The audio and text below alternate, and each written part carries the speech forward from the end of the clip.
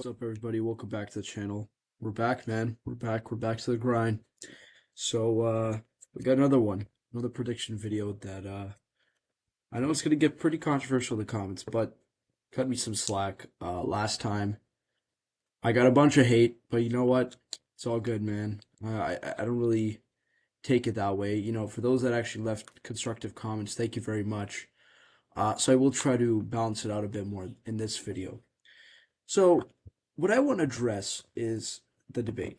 So, the debate, I said that Trump won. You got to keep in mind, I made that video literally 2 minutes after the debate ended. So, I started recording right after. So, I didn't have time to really think about it, to look at the polling about who won and whatever. So, when I made that video about who I believed won in the debate, it was based on my intuition. Okay, so a lot of people didn't like it, and I understand that. I understand now the perspective about why people believe that Kamala won. With that being said, I don't necessarily agree with it 100%.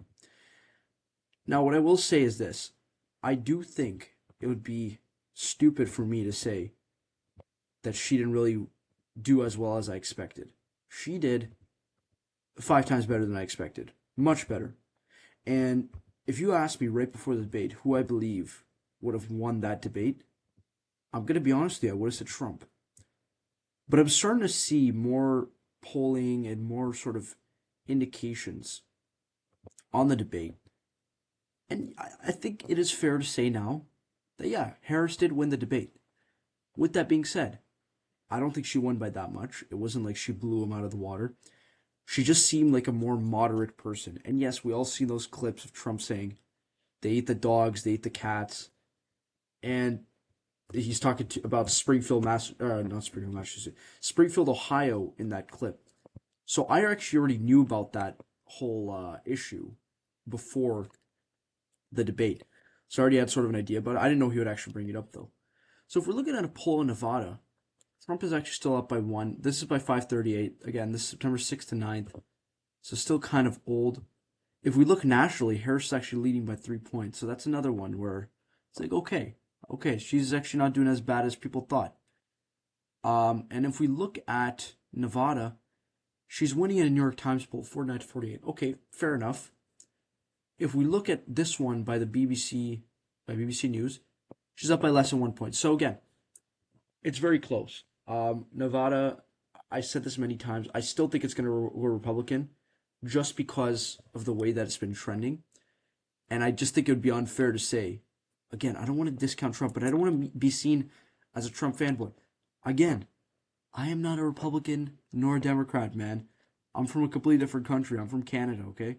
So I don't really care who wins, but when I make the polls, or when I look at the polls and I make the map, it is not based on any sort of built-in bias. Okay, so just keep that in mind before you start ripping on me in the comments. If you look at Arizona, Trump is actually up by less than 1 point as well. And then, yeah, New York Times also corroborates that information.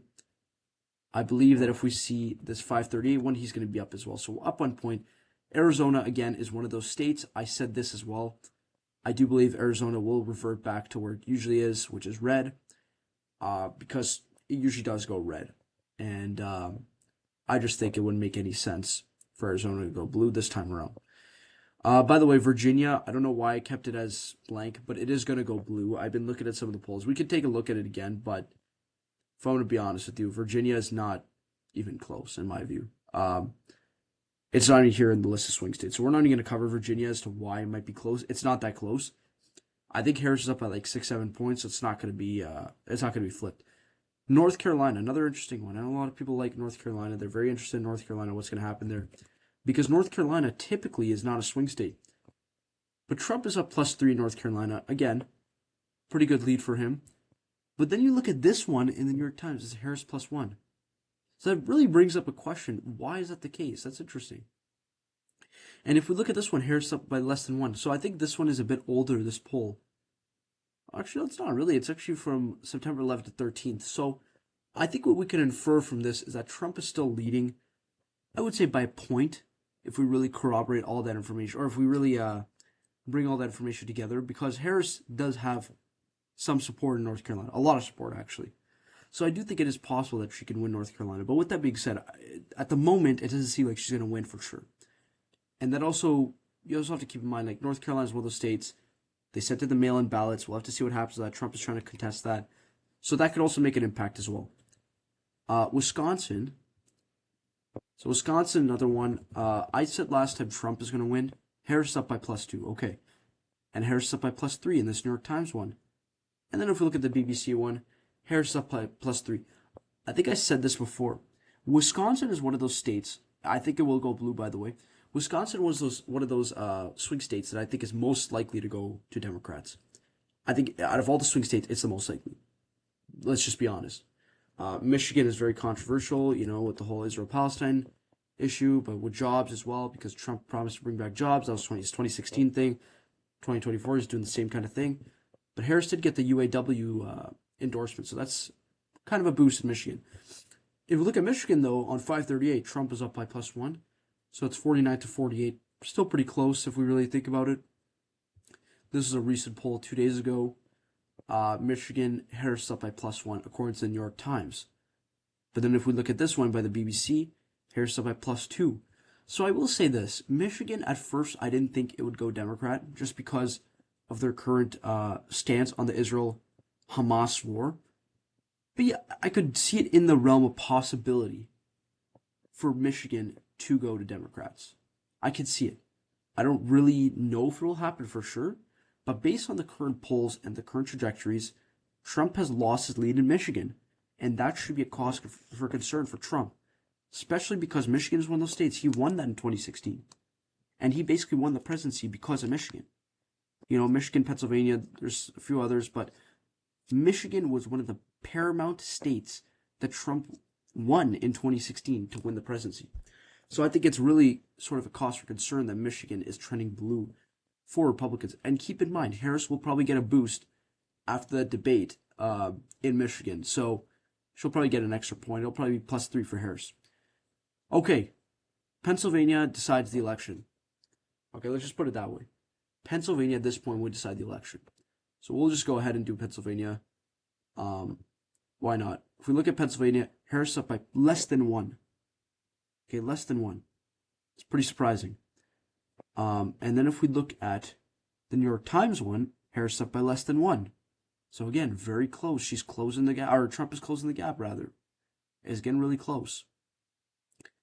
But you got to keep in mind many things. So the debate actually happened in Pennsylvania. There's issues about fracking and whatnot for Harris. And, there's some... What the hell is this? Okay.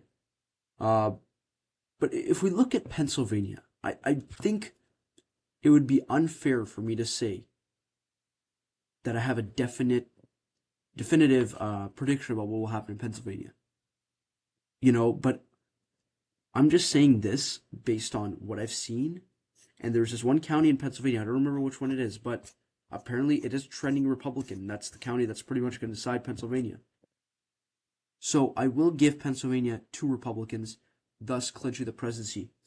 Now, I know a lot of people are going to be mad in the comments. Just relax 1 second.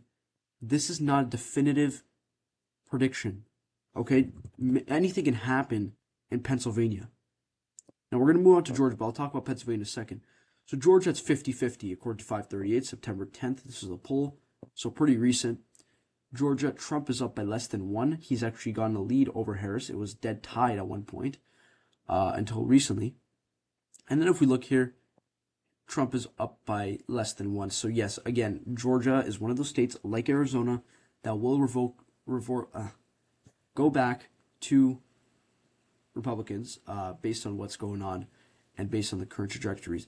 So this is a map. 287 to 251. Again, I do believe, I am 100% sure that the election will come down to Pennsylvania. No other swing states will be as important as Pennsylvania. And it was very important in 2020. It was 20 electoral votes in 2020, but then that one electoral vote went to North Carolina. So they now have 16. They now have 19. If Republicans can win Pennsylvania, they win the presidency. If Democrats win Pennsylvania, they win the presidency. So whoever wins Pennsylvania becomes the next president. Let me know what you guys think down in the comments below. I really appreciate the support, man.